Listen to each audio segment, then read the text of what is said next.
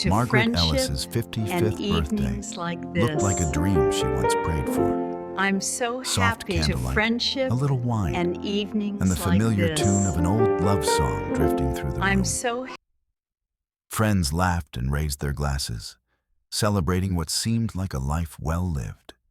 30 years of marriage, 2 grown children, and a husband who'd walked beside her through every season. But when Richard stood up to make a toast, his smile didn't reach his eyes. It was cool, distant, the kind of smile that freezes a room. It's time we start new lives. He said softly. Happy birthday, I think Margaret. it's time we both start new lives. To another year of health The laughter and faded. happiness. Then came the white envelope, placed gently before her like a cruel gift, divorce papers, wrapped in silence. And just behind him stood Vanessa Moore, his former assistant, her expression hovering between pride and guilt. The room went still. Even the candles seemed to hesitate. Margaret didn't cry. She simply smiled. A quiet, disbelieving smile. Because sometimes, to survive, a woman must let her heart turn to glass before she learns how to make it shine again. The morning after the party felt like waking up inside someone else's life. The Ellis house stood frozen in quiet, every photo, every cushion, every framed memory pretending nothing had happened. The only sound was the faint clink of a silver spoon against a porcelain cup. Richard, making coffee as if routine could erase betrayal. He stirred it slowly, keeping his eyes on the mug instead of her. "We can handle this like adults," he said, voice steady, polite, almost rehearsed. "Yes," Margaret replied softly. "Like adults." It was easier to lie than to weep. When he left for work, the silence grew heavier. Margaret walked through the rooms that had once felt safe, the wedding photo on the mantel, the chipped mug Emily made for her father in 3rd grade, the little souvenirs from family trips that no longer held warmth. Everything around her was familiar. Yet nothing belonged to her anymore. She sat at her desk and opened her laptop. The bank statement glowed on the screen. Hotel bookings, fine restaurants, a jewelry store in the Pearl District. No explanation was needed. Numbers never lied. They told her everything her husband wouldn't say. Her chest tightened, but she didn't cry. Instead, she stood, walked to the closet, and pulled out a small metal safe. Inside were old papers, birth certificates, tax forms, and one folded deed, the house title, her parents' wedding gift. Her name appeared first, before Richard's was ever added. The red seal caught the morning light, and for the first time since last night, she felt something solid under her feet. Truth. That afternoon, Emily called. "Mom, are you okay?" "I'm fine, sweetheart," Margaret said gently. "Just making tea." She could hear the tremor in her daughter's voice and knew she had to stay strong, at least for now. When Richard came home that evening, he leaned down to kiss her cheek. His lips were cool, his scent unfamiliar, cedar wood with a trace of bitter orange. A new cologne, a new life. After the door shut behind him, Margaret sat at the kitchen table, lit only by the glow of her notebook. Her pen moved slowly, deliberately. "Tomorrow. Meet the lawyer. It's time to save myself." The first time Margaret saw Vanessa Moore again, it wasn't in person. It was through a glowing phone screen. A friend had tagged her in a photo. Richard and Vanessa, smiling in front of the Seattle skyline, his arm resting just a little too easily around her shoulders. The caption read, "Great team, productive trip." Margaret stared at the image for a long while, the world around her fading into silence. 30 years of marriage had taught her how to read between the lines, and she could see everything those smiles were hiding. Vanessa was only 30, golden hair, clear skin, and the kind of confidence that comes from youth and flattery. She had once been Richard's assistant, sharp and efficient. Now she was his secret, his second chance at excitement. She called him Ricky. Margaret hadn't used that name in years. It belonged to the young man who'd once held her hand under a summer sky, long before life turned their love into routine. Late one afternoon, Margaret decided to stop by Richard's office, bringing along a folder of old invoices as an excuse. Through the half-closed door, she heard laughter. Bright, high, and too familiar. "She'll sign the papers," Vanessa said confidently. "You said she trusts you. Once the house is in your name, we'll finally have our place. I can't live in a home that still belongs to her." For a moment, Margaret couldn't breathe. But she didn't move, didn't make a sound. She stood still, her heartbeat slow and deliberate, then quietly walked away. That evening, she cooked dinner as always. When Richard sat down, she served him, then took her seat across the table. "You're quiet tonight," he said. "That's because you're talking enough for both of us," she replied gently. Her voice was calm, but her eyes were sharp, steady as glass. He looked at her, puzzled. There was something different in her gaze, not anger, not sorrow, but a stillness he couldn't understand. Margaret glanced at her reflection in the window, a woman older, wiser, and far from defeated. "Vanessa is young and beautiful," she said softly.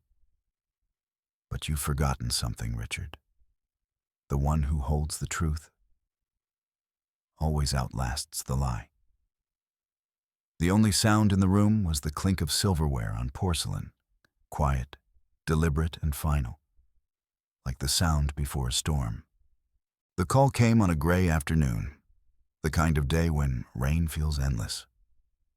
Emily's voice trembled through the phone. "Mom, I found some messages on Dad's phone. He was talking to someone named Vanessa about the house, and—" "Mom, I didn't mean to snoop, but I had to tell you." Margaret closed her eyes, taking a slow breath. "You don't have to worry, sweetheart," she said softly, her tone as calm as a lullaby. "Mom already knows." There was a pause on the line, a fragile silence filled only by the sound of Emily's quiet sob. Margaret wanted to reach through the distance, to hold her daughter the way she used to after bad dreams. But all she could offer now were steady words, the only strength she had left. After the call, she sat by the window, watching the rain slide down the glass. The world outside looked blurred and heavy, like her thoughts. A new message arrived on her laptop. Jacob, her son, writing from Chicago. "Mom, whatever happens, we're with you." Margaret smiled faintly. Her children, the only two souls who had grown from her love, were now her anchors in this storm. Her eyes wandered to the family photo on the shelf. A younger Richard with his arm around her, two bright-eyed children in front of them. The memory felt so distant now, as if it belonged to another woman entirely. She remembered that long-ago camping trip when Richard had promised, "I'll protect you forever." That promise had vanished like cigarette smoke in the night. She reached for a pen and a sheet of cream-colored paper. Her handwriting was slow, graceful, a voice on paper. "My dear Emily and Jacob, don't hate your father. People sometimes lose themselves to temptation. What matters is that you never lose your honesty. No anger, no bitterness, just truth written in the language of love." Margaret folded the letter neatly and placed it beside the framed photo. The rain outside softened, turning into a fine mist. She touched the frame gently, her reflection merging with the smiling faces within. Love, she thought, can die quietly. But forgiveness, that has a heartbeat all its own. The invitation arrived in an elegant white envelope, embossed letters, gold trim, and the polite words, "Appreciation dinner for business partners." Richard's handwriting at the bottom read, "It would mean a lot if you came." To anyone else, it would sound cordial. To Margaret, it sounded like a dare. That Friday evening, she walked into the downtown restaurant alone. The chandeliers glowed softly, laughter floated through the air, and the scent of wine and roasted garlic hung heavy with pretense. Heads turned when she entered. Every smile looked rehearsed. Every whisper felt sharper than glass. At the far end of the room stood Richard, polished as always, his hand resting lightly on the back of a woman in red, Vanessa. Her dress shimmered like temptation itself, and her smile was sweet, practiced, and poisonous. "Margaret," Richard exclaimed with cheerful surprise, as if she were a distant cousin who had dropped by unannounced. He led her to a table near the front, a gesture of courtesy rather than love. Vanessa soon appeared at her side, clutching a glass of champagne. "You look lovely," she said, her tone syrupy. "I must say, it's very brave of you to come." Margaret met her gaze, steady and calm. "A woman should always know how to smile," she said gently, "even when others expect her to fall apart." The guests laughed, thinking it was charm. But behind that soft voice was steel. As the evening went on, Margaret studied the room, the men who once called Richard a family man, the women who offered pity behind polished pearls. She realized she didn't come here to be pitied. She came to be seen. Vanessa leaned closer to Richard, whispering something that made him smirk. The sight no longer stung. It simply confirmed what Margaret already knew. She took out her phone discreetly and snapped a picture. The two of them side by side, the perfect pair of masks. The dinner continued, filled with laughter and lies. Richard stood to give a toast about loyalty, teamwork, and trust, words that no longer meant anything to him. Margaret smiled faintly, raising her glass too. Inside, she felt no rage, no despair, only quiet determination. The time for heartbreak was over. The game, at last, had begun. That night, the rain had stopped, but the air still carried the weight of old storms. Margaret drove home in silence, headlights tracing the familiar curves of the road. Every mile felt like a memory she was finally ready to leave behind. When she stepped into the house, the quiet felt different, not empty, but peaceful. She slipped off her coat and walked to the living room, where the old fireplace waited. For years, it had been a place of warmth and laughter. Tonight, it would bear witness to something else. Her beginning. She knelt down, struck a match, and watched the flame come to life. The fire crackled softly, painting the room in shades of gold and amber. Margaret opened a small tin box she had kept hidden on the top shelf of the closet. Inside lay papers yellowed by time, birth certificates, insurance forms, and the deed to the house. The paper trembled slightly in her hands as she read the faded line. Transferred by parental gift. Her parents' final act of love. Long before Richard. Long before betrayal. The red seal at the bottom caught the light, glowing faintly like a quiet promise that had waited all these years to be remembered. "He can take the love," she whispered to the flickering light. "But he'll never take my dignity." With slow precision, Margaret scanned the document, attached it to an email, and typed a short message to her lawyer. "Please confirm that this remains valid. We'll proceed tomorrow." Her finger hovered for only a second before pressing send. The sound of the email leaving was small, but to her, it felt like thunder, the sound of reclaiming her own life. She added more logs to the fire, watching the flames dance higher, brighter. The shadows on the walls began to fade. In the soft red glow, Margaret's face looked different, no longer the face of a wounded wife, but of a woman who had stepped through pain and found purpose on the other side. For the first time in months, she smiled. Not for anyone else, not for appearances, but for herself. The night no longer felt endless. It felt like dawn. The final party arrived, the one Richard called the Night of Truth. He had rented the grand ballroom of the Lakeside Hotel, where crystal chandeliers shimmered like witnesses above the stage. Guests filled the room, sipping champagne and whispering about rumors that had long outgrown their secrets. Margaret walked in quietly, wearing a navy silk dress, graceful, unassuming, yet impossible to ignore. She had not come to make a scene. She had come to end one. Richard took the microphone, his voice confident, almost theatrical. "Tonight," he began, "I want to speak honestly. Margaret and I, we've realized we've been living a lie. It's time for both of us to start fresh. We're simply not right for each other anymore." A soft murmur rippled through the crowd. Some guests avoided her gaze, others watched with curiosity.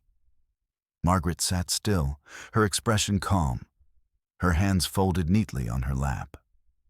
Then Richard added, "The truth is, she no longer makes me proud."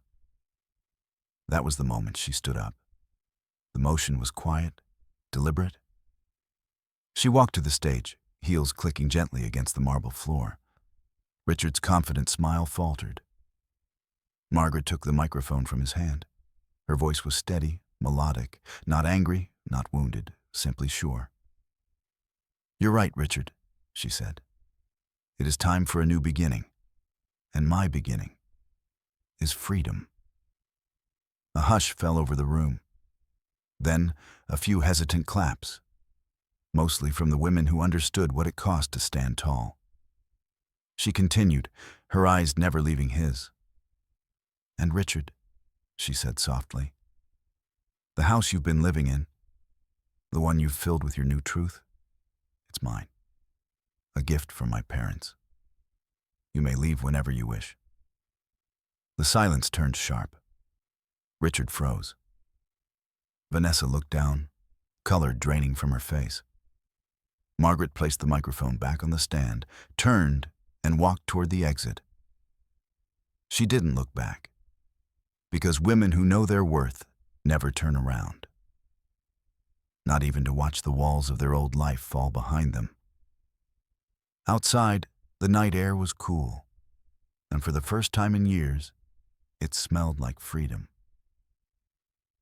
The last rain of the season fell softly that morning, tapping against the windows like a farewell song. Margaret stood in the doorway of the house that had held her laughter, her tears, and her silence. The suitcase by her side was small, just enough for a few clothes, her journals, and the pieces of her life she wanted to keep. She walked slowly through each room, her fingertips brushing along the familiar walls. The scent of lavender cleaner lingered faintly. The smell of endings, clean and final. In the living room, the fireplace was cold, but she could almost hear the echo of the crackling flames from the night she'd made her decision. At the front door, she paused.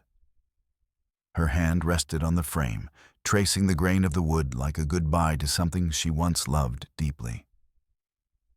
"Thank you," she whispered, not to Richard, not to the house, but to the woman she had been here. Outside, the wind carried the salt of the nearby sea. It was sharp and alive, like freedom itself. Margaret smiled faintly as she lifted her suitcase and stepped out. The rain kissed her cheeks, mingling with the taste of new beginnings. She drove west, her car cutting through the wet streets. The radio played softly, an old song from her youth, one Richard never liked, but she had always loved. She hummed along, her voice light, the road stretching ahead like a promise. There was no wedding ring on her finger now, no tears left to fall. Just a quiet strength that came from surviving, from choosing herself. She didn't look back once. As the city lights faded behind her, the horizon began to glow faintly. Silver mist, blue sky, and somewhere beyond, the sound of waves. She whispered to herself, repeating the truth she had finally learned. When a door closes, sometimes it's not the end. It's God's gentle hand, guiding you toward the light. And with that, Margaret Ellis, once a wife, now simply herself, drove on toward the ocean, where freedom waited with open arms. Margaret Ellis's 55th birthday looked like a dream she once prayed for. Soft candlelight, a little wine, and the familiar tune of an old love song drifting through the room. Friends laughed and raised their glasses, celebrating what seemed like a life well lived. 30 years of marriage, 2 grown children, and a husband who'd walked beside her through every season. But when Richard stood up to make a toast, his smile didn't reach his eyes. It was cool, distant, the kind of smile that freezes a room. "Margaret," he said softly, "I think it's time we both start new lives." The laughter faded. Then came the white envelope, placed gently before her like a cruel gift, divorce papers, wrapped in silence. And just behind him stood Vanessa Moore, his former assistant, her expression hovering between pride and guilt. The room went still. Even the candles seemed to hesitate. Margaret didn't cry. She simply smiled, a quiet, disbelieving smile. Because sometimes, to survive, a woman must let her heart turn to glass before she learns how to make it shine again.